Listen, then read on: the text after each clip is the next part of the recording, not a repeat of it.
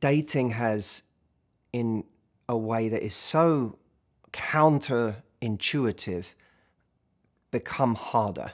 It should, by all rights, be so much easier. We have technology on our side. We have so many tools to meet people. We can meet people without even leaving the house. And not only can we meet people, we can meet as many people as we like. There are thousands and thousands and thousands for us to swipe through. And if you can't find them on one app, just jump on another app and there you go again. And yet it's gotten so much harder. Now, part of that is inevitably that when we are presented with so much choice, we get overwhelmed.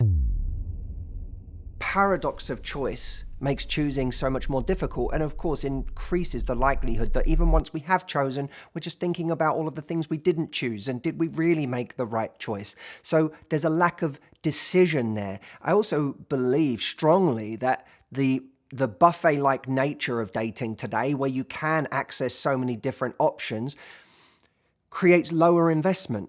Because instead of meeting someone and thinking, you know what, I rarely ever have the chance to meet anybody living on this small farm in Idaho, so this person's the only prospect I've got right now, let's see what it could be, right? The extreme of that, of course, that's institutionalized is arranged marriage. Arranged marriage is, this is your person, now go for it. Obviously, there are a whole bunch of philosophical problems and potentially ethical problems to debate about that, but the logic of this is your person, now make it as good as you can be, is one that is increasingly lost on us as we have seemingly endless choice. We are less inclined to truly invest in any one person because of the amount of options we now have. I'm divvying up my attention amongst all of these potentials until I find something that really works, and then that thing will get all of my attention. By the way, you may or may not have noticed this is going to be a video very much aimed at both men and women. Some people may watch this video and decide that in parts it's much more the men that need to hear the messages of this video. We can discuss this in the comments. Oliver Burkeman, in his recent book 4,000 Weeks, which is a beautiful book I would encourage people to read, talks about time management as it relates to essentially a fear of death, existential dread. It's not really a time management book, it's more a book about how we live our lives and why we find it so hard to enjoy our life with the amount of FOMO we have, the amount we try to cram into our lives. And what he talks about is this idea that the reason we're trying to cram so much into our lives is because we're living with the fantasy that we are going to do it all. And the fantasy that we're going to do it all is a lack of acknowledgement of our own death, of how little time we have. We are essentially not going to be able to do most things in life. Life is so insanely short that we are only going to do a tiny, tiny, tiny amount of what life has to offer.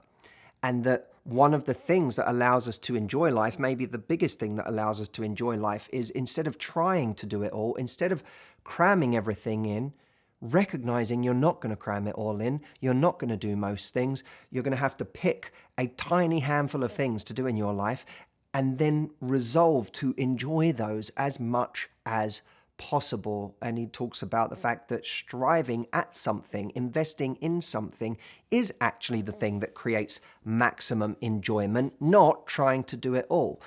It was hard for me to read this book without drawing the obvious parallels for our love lives. The desire to experience it all in love, the desire to have it exactly our way, the desire to live as many different love lives over the course of our lives makes it so hard to make a decision to actually just go for something. And even if we say, no, I don't want to live many different love lives, I just want one really magnificent love life, even that emphasis creates a problem because it does raise the stakes of the decision so high.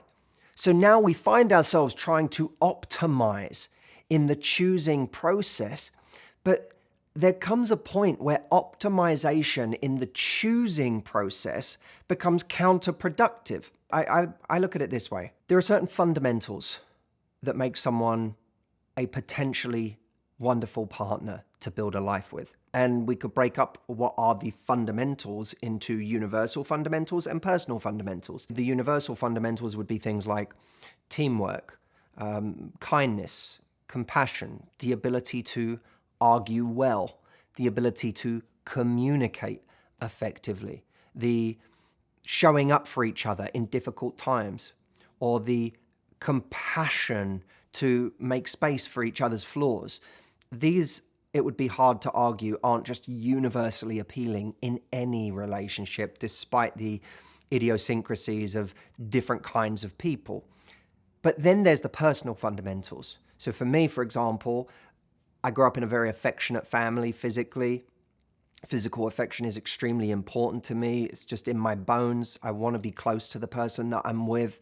Touch is really important to me. So I could never be in a relationship where that personal fundamental need for physical affection wasn't met. That for me is not a nice to have. It's a must have if I am to feel happy in a relationship. Now, that's not necessarily true of everybody else. For some people, physical affection isn't that important. If two people like that find each other, it's not going to be a thing that creates long-term unhappiness for them. So our ideal relationship, or I have to lose that language even in the context of this video, the relationship that we have the potential to be incredibly happy in is going to be one that fulfills universal fundamentals and our personal fundamentals.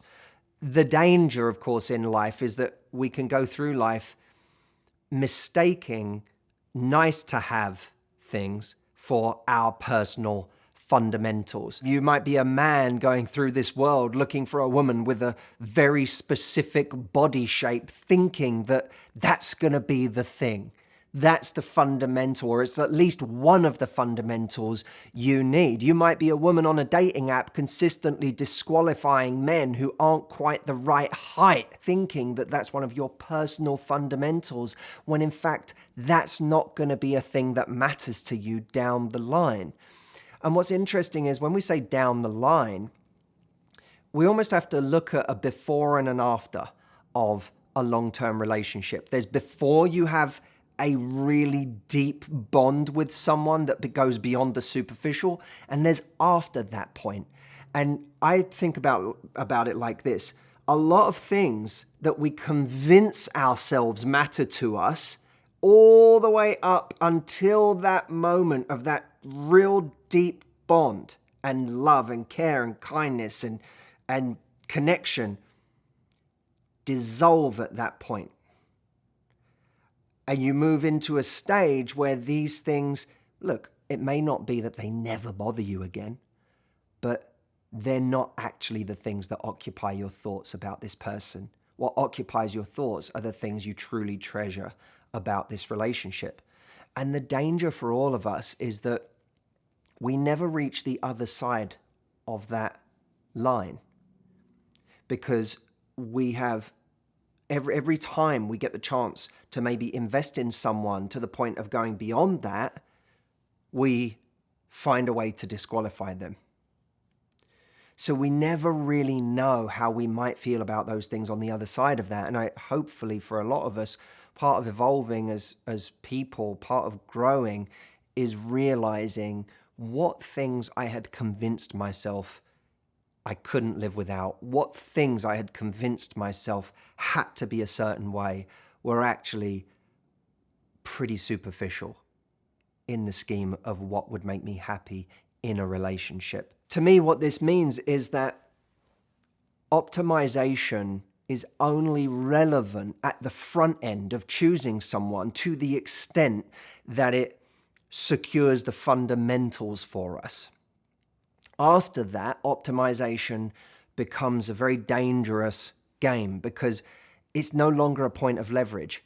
if you take that Japanese term, Kaizen, which is about never-ending improvement, something I learned back in business studies in high school, the idea of never-ending improvement in business. That is a wonderful principle as applied to a relationship.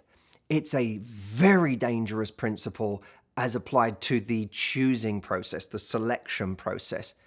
Because if you go for never-ending improvement in choosing someone, every time you meet someone that has a lot of things right with them, you look for the one thing that's wrong, the one thing they don't have, and then you tell yourself, oh, an improvement would be if I could find another person with all of these wonderful things that this person has, plus that one thing that's missing. And so we go in search of the fantasy partner, not recognizing that we end up trading one suboptimal thing in this person for a different suboptimal thing in another person, which is inevitably the case because that ultimate fantasy of someone who on every level ticks every box we have does not exist. Incidentally, I do think part of the problem is us having a culture of having things exactly the way we like them. We have gotten used to that. That's too hot, that's too cold. I want it delivered exactly this way to my door. I want to travel in exactly this way. Even Burger King now, a multinational fast food chain, has a slogan, tell us how you like it about their burger. Jameson, have you ever realistically gone into a Burger King and thought you could tell them how you like your burger? It's never been a realistic possibility. But that's how they sell it, because we have a culture obsessed with having things exactly to our tastes. But people aren't customizable in that way. And that's not where the rewards are going to come. The rewards are going to come from us being with a person and all of the small graces and spaces that we afford to allow for another human being, an autonomous human being in our life that we coexist with. The result being not just that we each bring value to each other, but our combined value is greater than each of us separate from each other. Here's what I'd like to offer as an idea today. When we find someone that has good fundamentals, not someone who's perfect, but someone who has good fundamentals, we change our paradigm about this decision from the idea that we're settling for someone to the notion that we are settling on someone. Settling for someone implies that we have in some way shortchanged ourselves, that we have made a suboptimal decision, that we've thrown in the towel, that we've gone for the easy result, that we've sold ourselves short. We have not self-actualized in this area. But to me, the choosing part is literally, it's phase one. The real self-actualization and the combined self-actualization is two people realizing the true potential of a relationship by what they bring to it. That's the part we should really put our pride in, is what we make the relationship. Don't forget, one of the fundamentals is teamwork and finding a good teammate. So you can't do this on your own. This video isn't a mandate for those of you who are, in a masochistic sense, trying to make a relationship great with someone who isn't trying. That's not respecting the fundamentals you need. But settling for implies this horrible kind of, I've given up. Settling on is about saying, as Berkman says, I'm going to do a very, very tiny amount of what is on offer in this life. And my love life is no different. There may be many people with whom I could build a relationship.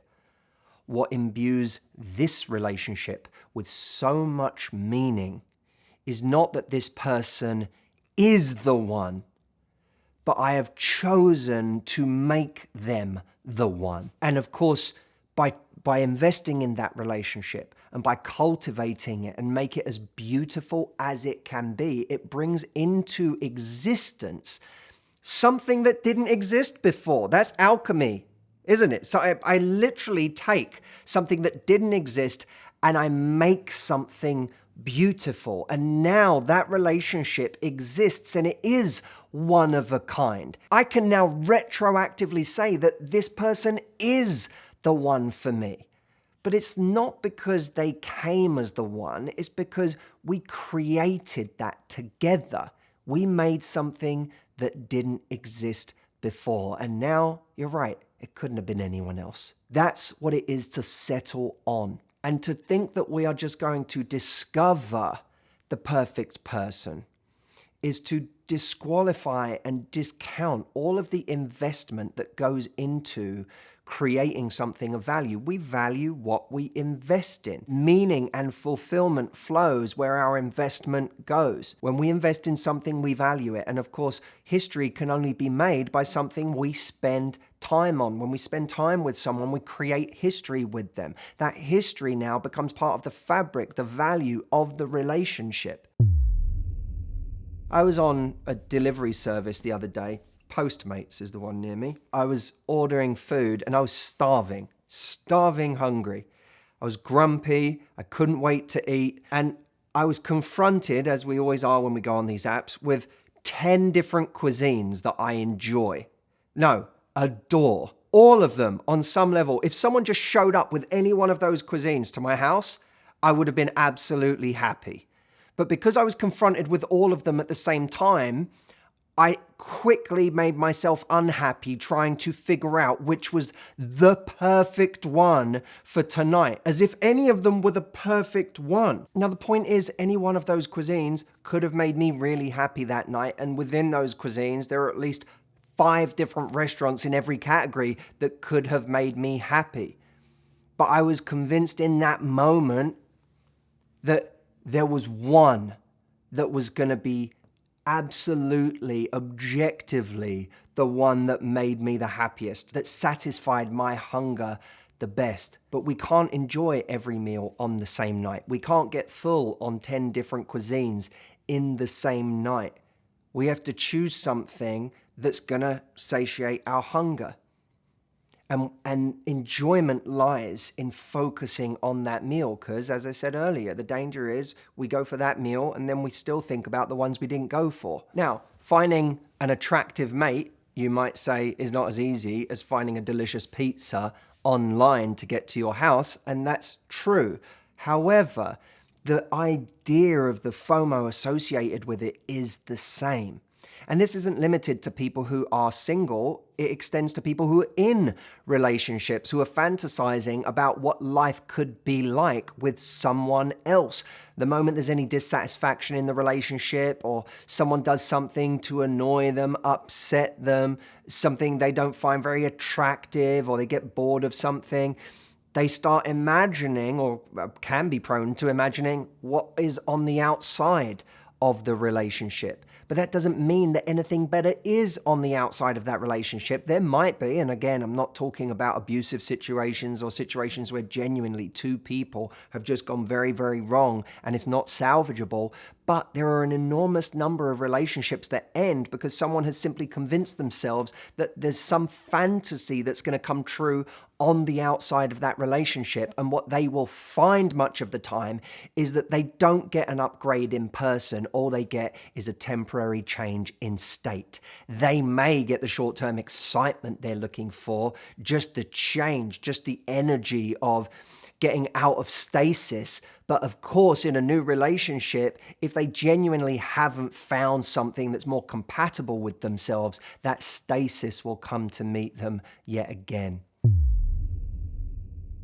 This is worth bearing in mind if you're in a relationship right now and wondering if you have settled, which also I think gives us a recipe to say, okay, if I'm worried that the fundamentals in my long-term relationship aren't there, reclassify what are the fundamentals to me and can I help bring them out in this relationship? At the very least, if you work on doing that with your partner and then they still aren't there, you can have a bit more clarity about leaving. If you're single and watching this video, it may be worth looking at the way that you're going on dates right now and asking yourself, on what basis am I disqualifying people? Are my tests, are my disqualification criteria making it impossible for me to ever invest enough to care about anyone enough to where those things don't actually matter to me. We should also have the humble awareness that we ourselves aren't going to pass every single one of somebody else's tests, and we better hope that the person we're sat across from on a date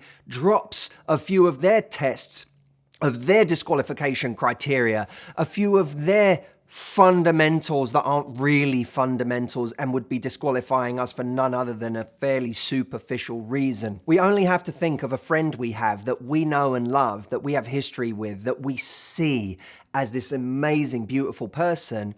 But we also kind of know that if we introduce that friend to somebody, that other person might not get it. They might not get why we think this friend is so awesome. Have you ever had that experience? You've got a friend that you love to pieces, but if you introduce that friend to somebody else, the somebody else is quite likely to be underwhelmed, but you internally know, no, I love this friend so much. They're so wonderful. You just don't see them for all that they are. You don't know their history. You don't know where they've come from. You don't know what's made them who they are today and just how much they've overcome and what makes them a unique and beautiful and rich person. You know that because that's a friend you've invested in over time. And what are our friends except human beings that we began investing in one day until the point where we genuinely began to see the beauty and richness in them and cared about them. That's what our love life can be too. I'm not advocating the idea that anybody could be someone worth settling on for you, but that many more people are capable of being the person that we can settle on and build something extraordinarily beautiful with. And while some of the beauty to be found is in the simple discovery of that human being, the most profound beauty is to be created in what we build with that human being. I hope you enjoyed this video. Leave me a comment. Let me know what you think. Add to it whatever wisdom you want to give to the rest of us as well. And if you like this video, check out this video. I think you're really going to love it. If you want to check out my new website, we just launched a brand new website. And if your love life is a priority, you'll find lots of solutions there. That's right here. And before you go, please like this video, share it, subscribe, and click the notification bell if you want to be notified the next time I release a video. Thank you.